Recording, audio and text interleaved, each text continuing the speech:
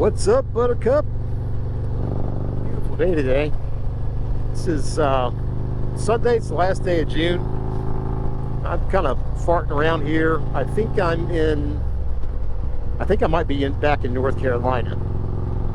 I've been screwing around here the last couple of days in North Carolina, South Carolina, Georgia. Now I think I'm back in North Carolina, but I'm doing 4 of those 50-state Harley hog things. I'm heading up to Fontana Dam right now on my way to Deals Gap. But yeah, I'm kind of taking the long way around. I started yesterday morning to get to Oliver Springs, where I'm going to be visiting the fine people over at Volunteer Audio. And I'm finally getting this head unit, Boom GTS. They had to call it Boom BBS or GBS or whatever, but I'm getting that thing replaced. And yeah, this is a quick trip. I left home yesterday morning, stopped to see some friends in North Carolina, but I'm just kind of like riding straight through. I'm going to overnight at Deals Gap tonight. Oddly enough, that was, I was looking for a cheap place to stay, and I don't get any cheaper than that, like $83, including tax, to stay there. And then I'm going to get up in the morning. I'm going to head over to Volunteer Audio. We're going to do the swap out with the Soundstream V2 on with the Boom GTS here. Get rid of that, and I'm going to strap that down in the box on the back of my bike and head home. I got to get home because I don't have time to like mess around or go and see friends in the area and stuff, because I'm leaving next week. I've got a big trip. It's gonna be like a 5-week trip, so I got to get home. But anyway, I digress. Let's talk about Boom GTS, because people have been asking me why I'm replacing this and what I expect to get out of the V2. So let's talk about that.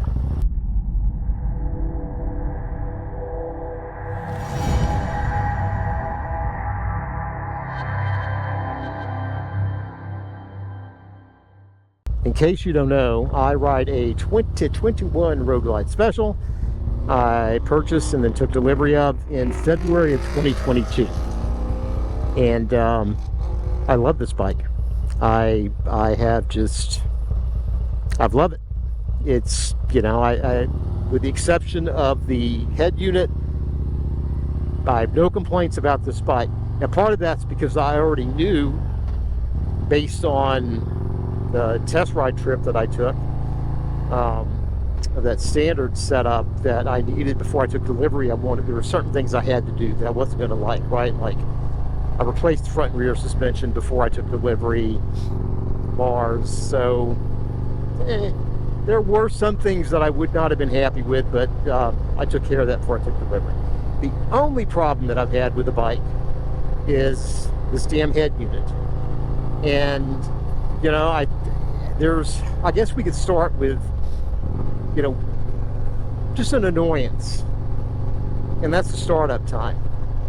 It's not a big deal. If everything else worked great with the head unit, I wouldn't even be talking about it. But it takes a while for this damn thing to start up. Then you got to go through the nag screen. Then you got to wait for it to connect, even though it's connected via a wire to your phone. It takes a while for CarPlay to come up, for it to connect and to put that up, and it's just it takes a minute. Not a big thing unless like you run into situations like I had this morning, where I got up, I got the bike loaded, I'm ready to go. I've got everything laid out in maps because I'm making multiple stops today, and I wanted all of that ready to go. Turn on the bike, CarPlay would not come up. Unplug the phone, replug the phone, CarPlay would not come up. I had to actually turn the bike off and back on 2 times before the head unit came up and it would show CarPlay. So that was, altogether it was probably like 4 or 5 minutes. I'm sitting there farting around, just trying to get the bike on with the map, so I can go. So, on cases like that, it's not just an annoyance, it's a pain in the butt. But again, if everything else worked fine, you know what? That wouldn't be such a bad thing to have to deal with. Now, the other thing that doesn't work is, for me, navigation. Now, to be fair, there are good things and bad things about the navigation. Good things, on the rare occasion when I've needed to switch over in the middle of a ride to use the built-in nav, I've done that because it has super good support for very quickly, just with the thumb controls, right? Being able to find the nearest gas station or Harley dealer. And that's when I've used the local nav. It's generally if I'm out in the middle of nowhere and I'm starting to get a little antsy about gas, I can pop that up and find out exactly where the nearest gas station is. So same thing with the Harley. So that's the good side. The bad side is the navigation just sucks. I mean, I don't trust it. I really don't. Other than that quick, hey, there's a gas station 2 miles this way, right? I tried to use the built-in nav a lot when I first got the bike because I like being able to like have the route in my app and then send it to the bike. You know, that was kind of cool. What's up, guys? You're not even waving because, whatever. Which is a cool feature. So I was trying to use it, but then it just weird stuff would happen. It's like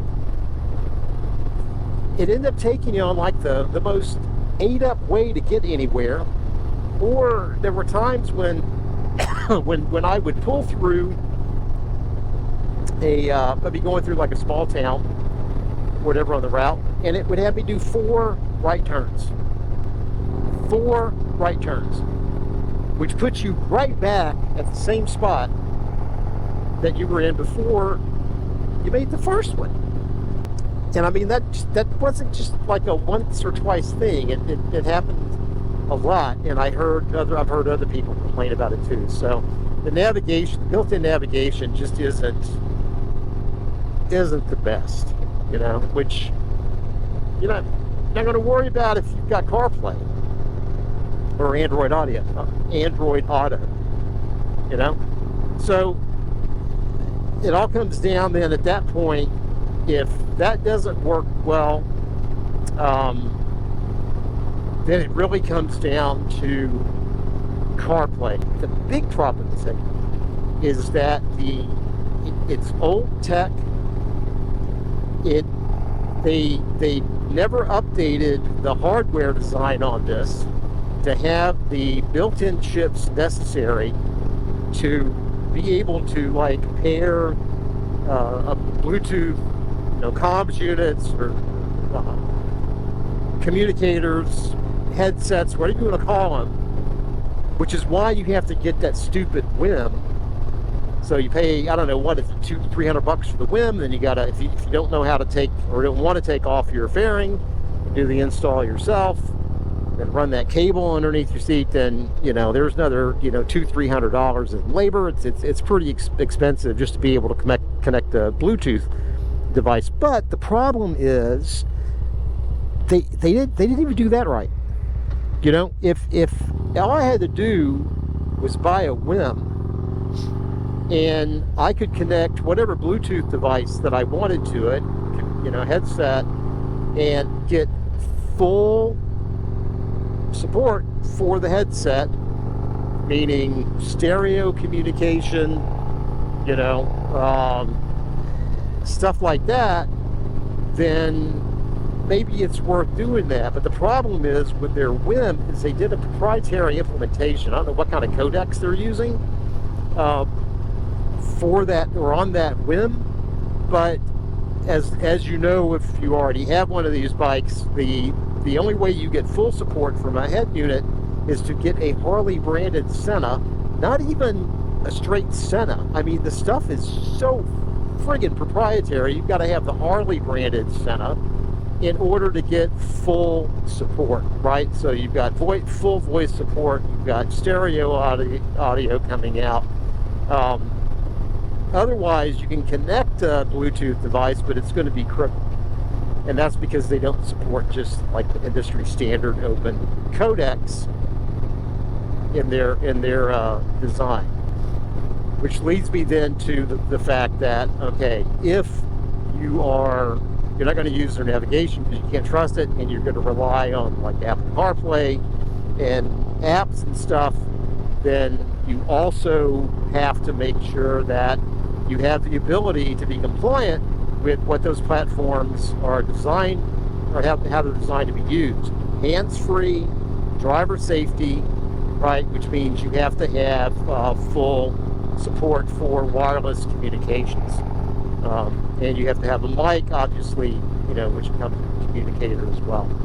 So that's, you know, that's the rub. That's the rub. So I'm tired of dealing with all that mess, and that's why I'm replacing it. And what I expect to get out of the V2 is a fix for all of that and more, right? Latest Bluetooth chipsets, actually this has multiple Bluetooth chipsets, so they're dedicated for different things. Full support, full standardized codecs that fully support wireless headsets, so I can use whatever wireless headset I want and get full compatibility. The wireless CarPlay is nice. Check out that chopper. Kind of crank. The wireless CarPlay is nice. I don't have to deal with the cable anymore. Not necessary, but I mean, I'm fine plugging the phone in because I want it charged anyway, but you know, whatever. But yeah, so I'm just looking for a good experience. The other thing that I'm looking for to get out of the V2 is to recover the wasted space on the screen here. I mean, you know, obviously back in the day when Harley's partner, I forgot the company they used, they had designed this. They designed it, they were using, what is that, a 6 1/4, 6-inch screen. That kind of standard at the time, based on what was available for high yield availability and keep the cost down. But you waste this 1.5 inch or so on each side of the screen with these 4 interface buttons that, for me, don't do anything, because, you know, road glide and short arms and those buttons don't work. So I'm happy to get rid of those. Happy to cover the real estate screen. Anyway, that's what I'm looking for. So the next video will be the day